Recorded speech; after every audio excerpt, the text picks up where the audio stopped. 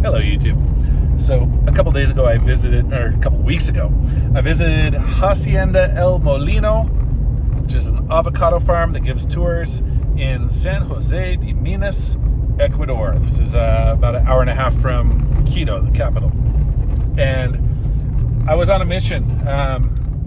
My trees are not healthy. I've tried to stick with organic methods on my little avocado farm and failed. My trees have a couple different kind of diseases, 2 or 3 different kind of diseases, and organic methods that I was trying just weren't cutting it. I talked to a couple of the little farm supply stores in the area, brought them photos, and they made some recommendations for some inorganic methods.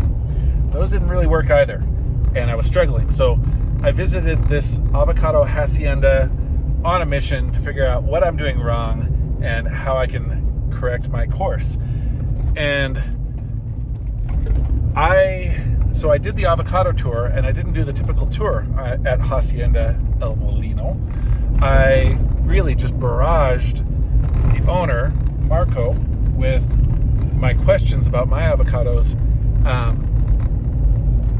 and he very graciously and patiently answered and taught me an amazing amount in a very short amount of time. But it's really hard to know what's going on without visiting and seeing for yourself.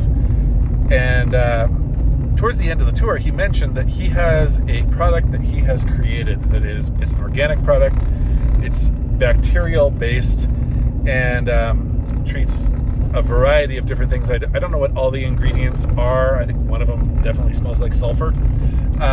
But I talked to him about it, and I was like, hey, can I buy some? And he said, yes, it's $60. It's kind of pricey stuff, but it's very potent. One 20-liter bottle of this stuff is sufficient for 200 liters of water, which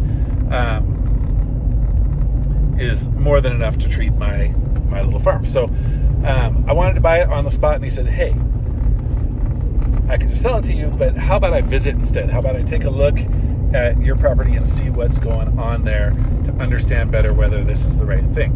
Because Marco is a cool guy, right? So today he came out and visited. Now, unfortunately, the bottle of this organic treatment he brought tipped over and broke and just completely spilled out in his truck, which sucks because it's really stinky stuff. So he took a look at my farm, my little orchard, and I could hear the disappointment in his voice. I could hear how worried he was about not just my avocados, but really all of my trees. Pretty much everything I'm growing is infected by the same 2 or 3 different diseases and insects. I've got a plague going on that everything I've tried hasn't worked so far. And one of the things I really like about Marco is he's not an extremist. He's not, he prefers to use organic methods when they are the best method, but he's flexible. And when he sees an emergency, a health emergency with plants like what I've got going on, he recognizes when stronger chemical methods might be the best solution.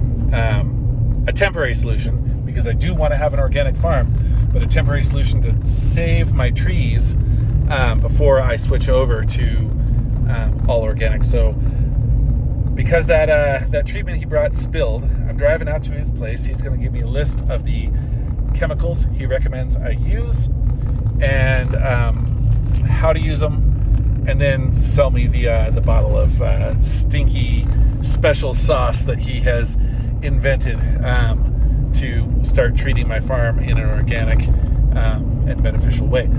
So that was a mouthful. Here we go. Let's get into I guess part 2 of the avocado tour, where we actually start treating my farm.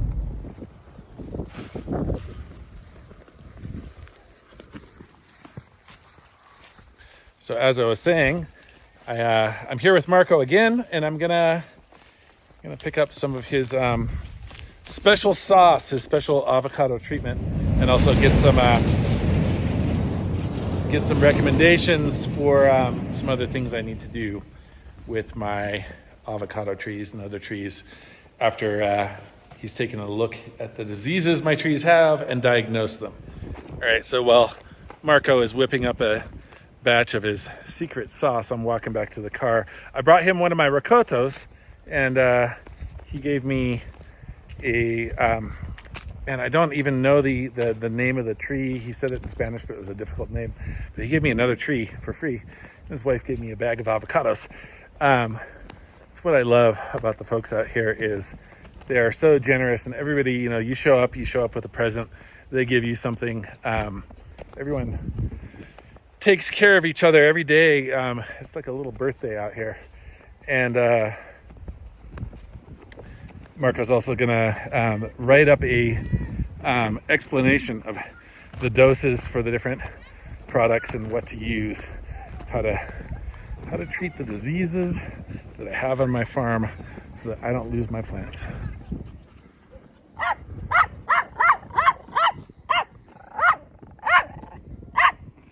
So after looking at the problems on my little farm, Marco is actually mixing up kind of a special treatment, a slightly different doses customized to what I need. I'm not going to video exactly what he puts into it because his process is still secret. He's not ready to release it to the world, but I am going to share with you whether it has the success that I'm pretty sure it will, and exactly how much of it I need to use on my farm. And Marco is he's pretty passionate about this stuff. So I think if you live in this part of Ecuador, if you live not too far away, very likely, if you're passionate about farming and avocados as well, he's probably more than happy to visit your place, see what you got going on, and help you take care of your trees as well. I could see when he looked at my trees, he was disappointed at how unhealthy they were. I could hear it in his voice. He wanted to save them. So now it's on me. Now it's on me to take all of Marco's information, his instructions, and the things he gave me and mix them up properly and save my avocado and citrus trees. And surprise, surprise, at the end of my talk with Marco, he sprung on me that he was trying to sell his place. If I had $1.5 million sitting around handy, I'd buy it in an instant because typically 20 hectares is not worth $1.5 million, but his 20 hectares probably is. And it's worth that much because the location is incredible. The views are incredible. The climate is incredible.